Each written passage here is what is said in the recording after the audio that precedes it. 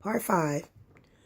So I started using the marijuana on a regular basis to treat my symptoms along with Vicodin.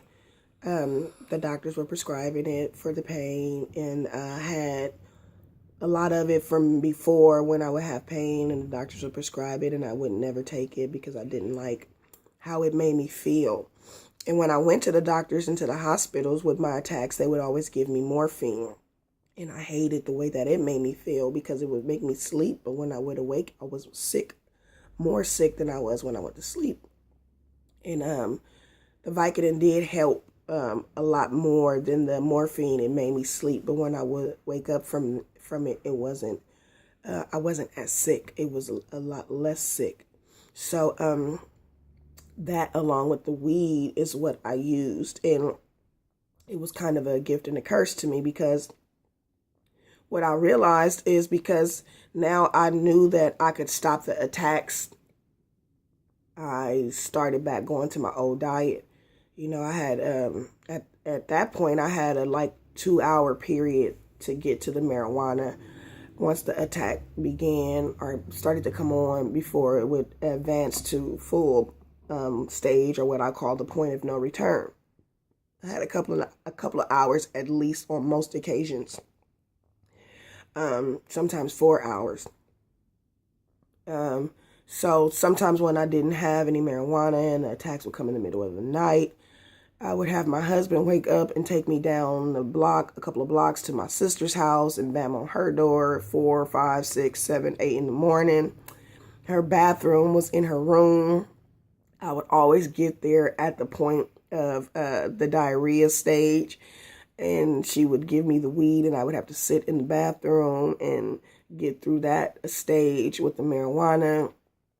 And I would always wait till it got to that point when I said, okay, I got to get up and go, because if I don't get up and go, I'm not going to get back. It's just going to go to the point of no return. And none of the weed guys are answering their phones this late. It's just not happening. And she's the only person I know that has weed for sure all of the time.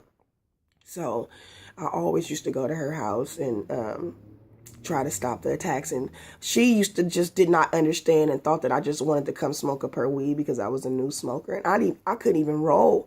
So sometimes I had my own weed and my own rolling paper and couldn't roll it, and I had to go knock on her door in the middle of the night and ask her to roll it for me, because at that point I didn't even know how to roll it. And so I remember her saying, you're going to have to learn how to roll it and get your own weed, because you can't keep doing this. My girlfriend has to get up and go to work early in the morning, and you come over here doing this, out of the blue, and it's causing problems at my house. And I was just like, oh my God, so I had started trying to get my own marijuana at this point. Once I started buying my own marijuana, things just got, more and more worse for me, I guess you could say, because now I can eat more whenever I want to. I don't have to worry about finding somebody to roll it for me and put it together for me before I can smoke it and relieve myself. So in 2011, 2012, things started to hit me hard. I would be chilling with family at a family event and I would be smoking, but I would still be like it would still be coming on. I wouldn't reach the point of no return, but it would still come on, and it would last for hours, and I'd be stuck somewhere in a dark space trying to keep quiet while everybody else is, enjoying themselves. And that was kind of hard for me because I'm a very social kind of person. When everybody gets together, I like to go around and mess with everybody and talk to everybody. And so as I'm sitting there struggling with the dizziness and the sensitivity to stimulation and the nausea and the slight pain, I'm like, wow, I can't wait till I get back so I can get up and go and talk to everybody up in there. I'm missing out on everybody. Everybody's here. And that would just make it seem to last longer. The faster I wanted it to stop and to get back to my life, it seemed like the longer it just persisted.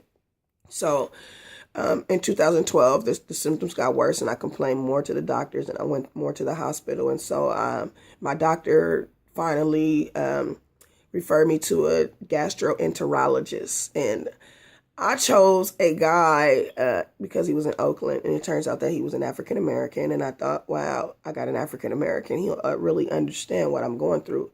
This is God's answer. He's going to tell me everything I need to know because he knows my diet. He knows my lifestyle. He'll really understand. But what happened is I went there and he scheduled me for endoscopy and the colonoscopy, and I went for the endoscopy, and after that day he gave me the fentanyl, and I went home and I was sick as I don't know what, and I couldn't relieve myself. I had an attack. It was horrible, and so 2 days later I went back for the colonoscopy, and I was just thinking, wow, this is going to be horrible. I have to get that medicine again. I'm going to have an attack again. And then they're not going to give me any results. Well, I remember at the end of the colonoscopy and him saying, congratulations, you need a vacation. You're stressed out. I'm like, what? Okay, I guess whatever. He's saying, like, yeah, you need a vacation. You have IBS and you have a spastic colon, and it's just spazzing because you're under a lot of stress. And I remember thinking, I'm not under no stress. I'm happy. I'm in college. I got jobs. My kids is going to school in Berkeley, getting good education. I got a husband. I'm married. Yeah, I don't got a perfect marriage or a perfect life or nothing like that. But, I mean, it's not no stress that no normal life doesn't experience. So what do you want me to do about it? So, and I was like, okay, end of the video right now. So part 6 will be coming right behind it because I'm up. It's early and nobody else is up. Thank you for watching and thank you for supporting. Please share my videos. Somebody else might have my story. You never know. Thank you.